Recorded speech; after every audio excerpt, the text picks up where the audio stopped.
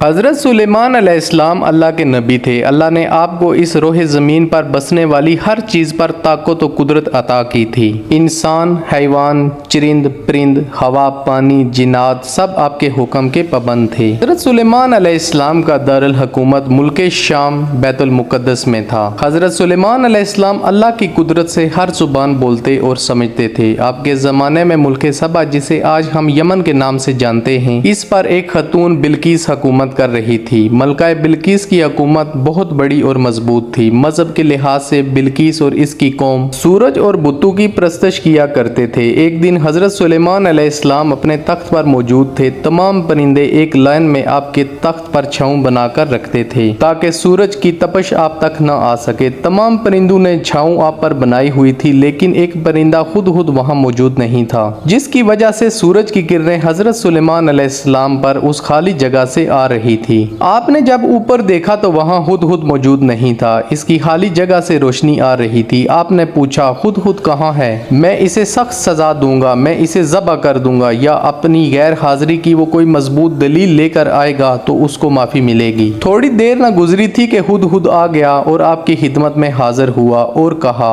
اللہ کے رسول، مجھے ایک ایسی بات معلوم ہوئی ہے جو آپ کے علم میں بھی نہیں ہے۔ ملک سبا سے ایک سچی خبر لے کر آیا ہوں۔ میں نے دیکھا ہے کہ ملک سبا پر ایک عورت کی حکومت ہے۔ اس کے پاس ایک بہت بڑا اور خوبصورت تخت بھی ہے۔ دنیا کی ہر نعمت اس کے پاس ہے، لیکن وہ غافل ہے۔ سورج اور آگ کی پوجا کرتی ہے۔ شیطان نے انہیں درست راستے سے ہٹا دیا ہے۔ حضرت سلیمان علیہ السلام نے ہدہد کی یہ دلیل قبول کی اور اسے معاف کر دیا، اور ملک سبا کی ملکہ بلقیس کو ایک خط لکھا اور اسے توحید کی دعوت دی۔ خط میں لکھا تھا کہ شروع کرتا ہوں اللہ کے نام سے جو ہر ایک چیز پر قادر ہے۔ میرے مقابل سرکشی نہ کرو اور اطاعت گزار بن کر میرے پاس چلے آؤ۔ حضرت سلیمان علیہ السلام نے یہ خط ہدہد کے حوالے کیا اور کہا کہ اس کو ملکہ بلقیس کے تخت کے پاس چھوڑ آؤ۔ ہدہد نے خط لیا اور ملکہ بلقیس کے تخت کے پاس چھوڑ آیا۔ بلقیس نے وہ خط اٹھایا، اسے پڑھا اور اپنے سرداروں کو بلایا اور کہا کہ اس معاملے میں اپنے رائے کا اظہار کریں، کیونکہ میں کوئی بھی اہم کام تمہاری رائے کے بنا انجام نہیں دیتی ہوں۔ سرداروں نے جواب دیا کہ ہم طاقتور اور جنگجو لوگ ہیں، لیکن آخری فیصلہ آپ کا ہوگا۔ جس پر ملکہ بلقیس نے سرداروں کی بات سن کر جواب دیا، جب کوئی بادشاہ کسی آباد علاقے میں داخل ہوتا ہے تو اس کو تباہ و برباد کر دیتا ہے۔ ہمیں سب سے پہلے سلیمان علیہ السلام کو آزمانا چاہیے کہ وہ بادشاہ ہیں یا اللہ پاک کے پیغمبر ہیں۔ ان کو آزمانے کے لیے ہم ان کی طرف تحفے بھیجیں گے۔ اگر وہ تحفے قبول کرتے ہیں تو وہ بادشاہ ہوں گے۔ ہم ڈٹ جائیں گے اور پوری طاقت سے ان کا مقابلہ کریں گے، لیکن اگر انہوں نے تحفے قبول نہ کیے اور ڈٹے رہے تو ہم سمجھ جائیں گے کہ وہ اللہ کے نبی ہیں، پھر ہم ان سے مقابلہ نہیں کر سکیں گے۔ ملکہ بلقیس نے قیمتی تحائف دے کر اپنے ایلچی حضرت سلیمان کے پاس بھیجے۔ جب ان کو حضرت سلیمان علیہ السلام کے سامنے پیش کیا گیا تو حضرت سلیمان علیہ السلام نے ان سے کہا، تم اپنے مال سے میری مدد کرنا چاہتے ہو، جبکہ دنیا کی ہر چیز میری نظروں میں ادنا ہے۔ دولت جو اللہ نے مجھے نبوت کے طور پر عطا فرمائی، اس کے مقابلے میں کیا اہمیت تمہارے تحفے رکھتے ہیں؟ حضرت سلیمان علیہ السلام نے ان سے کہا کہ واپس لوٹ جاؤ اور اپنی ملکہ اور سرداروں سے کہہ دینا، جلدی میں